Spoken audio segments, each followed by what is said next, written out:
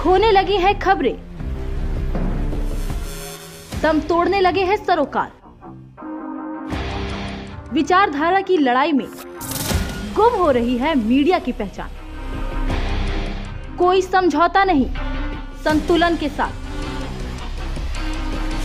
खबरों के सफर की नई शुरुआत।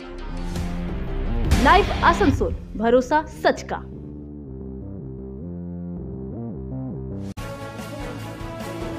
हमने देखा कि वैदिक काल में नारियों के बारे में ये कहा जाता था, यत्र नार्यस्तु पूज्यते रमयन्ते तत्र देवता।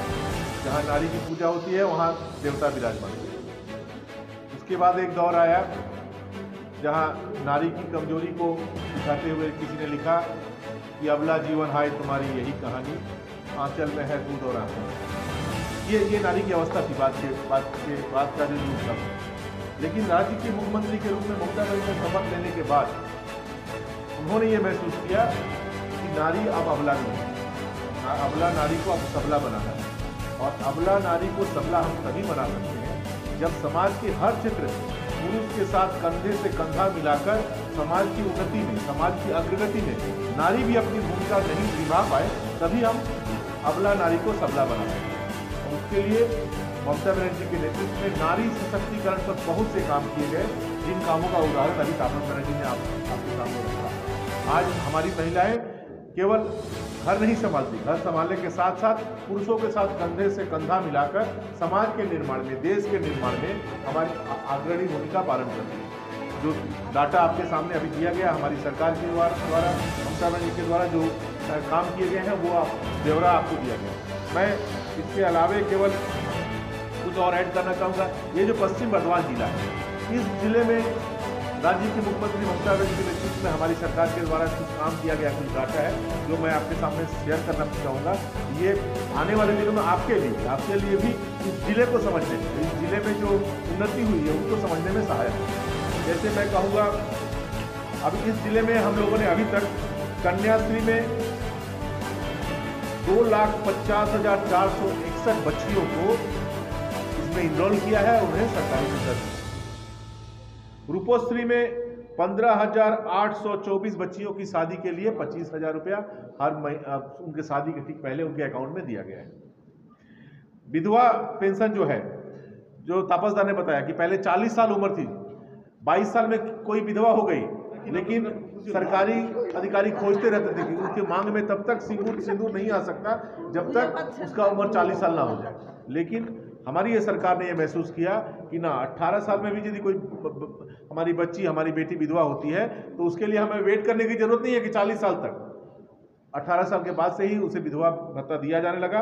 और इस जिले में 25,834 विधवाओं को विडो पेंशन नया दिया गया है। ट्राइबल बच्चों को दिया गया है 4,42,357 बच्चों को ट्राइबल जो भत्ता होता है, टैब, जो बच्चों को टैब दिया गया है स्कूल में ऑनलाइन पढ़ाई के लिए। आपने देखा कि कोरोना के कारण बड़ा कठिन हो गया था विद्यालयों में पढ़ाई लिखाई करना, लेकिन हर किसी के लिए टैब खरीदना संभव नहीं था। जब चावल पर ही लाले पड़े हैं, दाल पर ही लाले पड़े हैं, पेट्रोल डीजल का इतना दाम हो गया कि घर आप संभाल नहीं पाते, ऐसे समय में हमारे बच्चे भी, जो अमीर लोगों के बच्चे हैं, वो तो टैब से अपने ऑनलाइन पढ़ाई करते ही हैं, लेकिन गरीब से गरीब बच्चा भी, घर में जिसके घर में 2 रुपया का चावल, बिना मुफ्त का चावल का खाना बनता हो, उसको भी टैब की सुविधा मिले जिससे वो ऑनलाइन पढ़ाई कर सके।